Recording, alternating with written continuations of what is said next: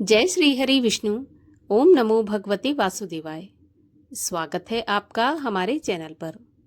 आज के इस वीडियो में हम आपको बताएंगे सावन मास के कृष्ण पक्ष की एकादशी का व्रत कब रखा जाएगा, एकादशी तिथि कब प्रारंभ होगी, कब समाप्त होगी, एकादशी के व्रत का पारण कब किया जाएगा और एकादशी के दिन राहु काल का समय क्या होगा। इन सभी के बारे में आज के इस वीडियो में हम चर्चा करने वाले हैं। तो वीडियो बहुत महत्वपूर्ण है, वीडियो को पूरा देखिए। इसके अलावा हमारे चैनल पर एकादशी व्रत की कथा भी सुनाई जाएगी, तो वो भी अवश्य सुनिए। अगर अभी तक आपने चैनल को सब्सक्राइब नहीं किया है, पहली बार हमारे चैनल पर आए हैं, तो चैनल को सब्सक्राइब करके बेल आइकन पर क्लिक कर लीजिए, जिससे हमारी आने वाली हर वीडियो के नोटिफिकेशन आपके पास सबसे पहले पहुंच जाए। और अगर आज का ये वीडियो उपयोगी लगे तो लाइक करके शेयर भी कर दीजिए। लाइक तो अवश्य ही करिए, क्योंकि आपके लाइक से हमें ये पता चलता है कि आपको हमारा वीडियो पसंद आया है। तो चलिए अब शुरू करते हैं आज का वीडियो। देखिए, हिंदू धर्म में एकादशी व्रत का बहुत अधिक महत्व है। महीने में 2 एकादशी आती हैं, एक कृष्ण पक्ष की और एक शुक्ल पक्ष की। दोनों ही एकादशी महत्वपूर्ण एकादशी है। इसमें कृष्ण पक्ष या शुक्ल पक्ष का कोई भी भेद नहीं है। दोनों एकादशी भगवान विष्णु को प्रिय हैं।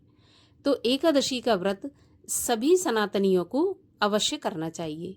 शास्त्रों में तो ऐसा कहा गया है कि 5 वर्ष की आयु से लेकर और जब तक सामर्थ्य है तब तक एकादशी के व्रत का पालन करना चाहिए। एकादशी का व्रत मोक्ष प्रदाता और सभी सुख भोगों को प्रदान करने वाला है। अगर एकादशी का व्रत हम करते हैं तो इस लोक में तो हमें सुखों की प्राप्ति होती है, अंत समय में विष्णु लोक की प्राप्ति होती है। सभी पाप नष्ट होते हैं और भगवान श्री हरि विष्णु की कृपा भी प्राप्त होती है। आज के वीडियो में हम आपको बताएंगे एकादशी व्रत के संपूर्ण नियम।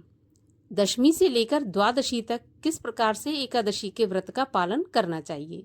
तो चलिए नियमों के बारे में जानते हैं।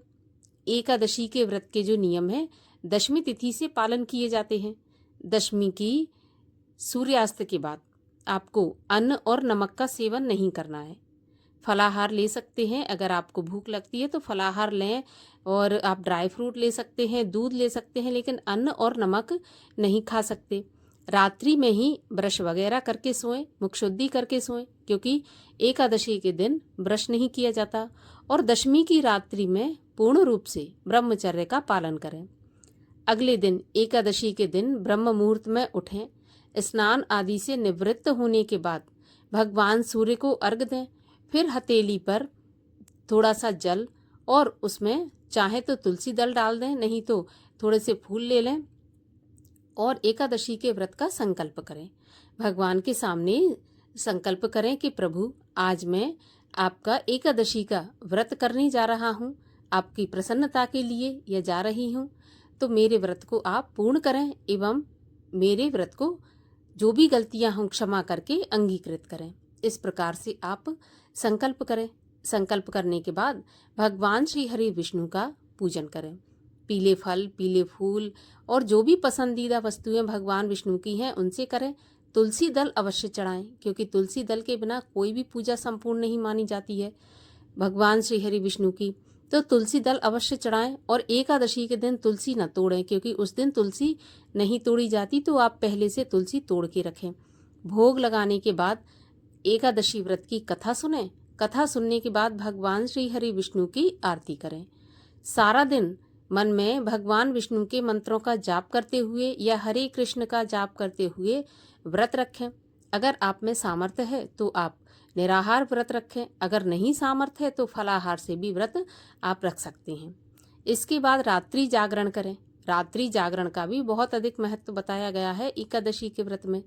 परंतु अगर किसी वजह से पूरी रात जागरण नहीं कर पाते तो आधी रात तक जागरण करें, भगवान का नाम स्मरण करते हुए, माला जाप करते हुए या भजन कीर्तन करते हुए। इस प्रकार रात्रि जागरण करें। अब अगले दिन द्वादशी के दिन जो मुहूर्त बताया जाता है, उसी मुहूर्त के अंदर अंदर व्रत का पारण करना होता है। तो ब्रह्म मुहूर्त में उठने के बाद स्नान आदि से निवृत्त हो जाएं। भगवान विष्णु का पूजन करने के बाद ब्राह्मण को दान दें या भोजन कराएं। अगर भोजन नहीं करा सकते तो एक ब्राह्मण के भोजन की कच्ची सामग्री ब्राह्मण को दान दें और साथ में दक्षिणा भी दें। दक्षिणा अवश्य रखें, क्योंकि दक्षिणा के बिना दान पूर्ण नहीं माना जाता है। इसके बाद व्रत का पारण करें।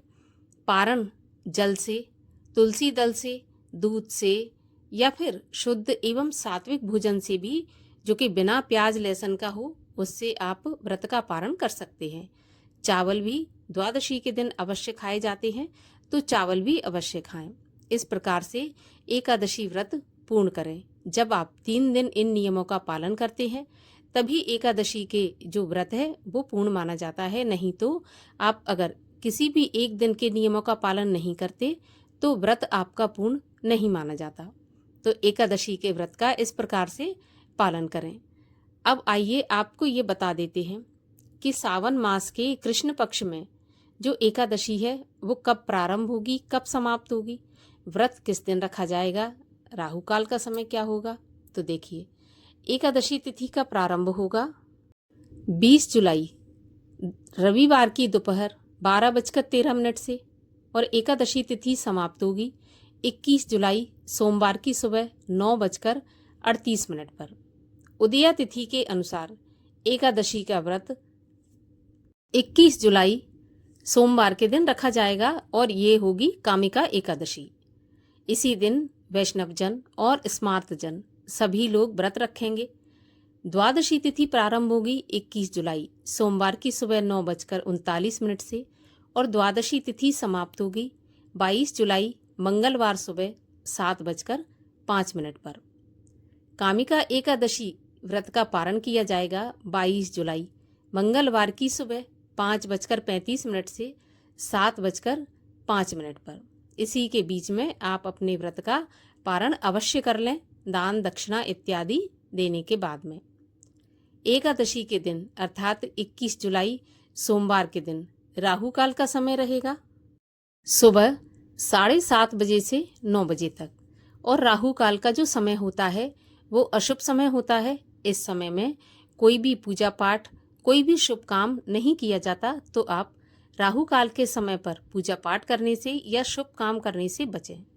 तो आशा करती हूँ ये जानकारी आपके लिए उपयोगी होगी। अगर जानकारी आपको पसंद आई हो तो लाइक शेयर करके चैनल को सब्सक्राइब अवश्य कर लीजिए।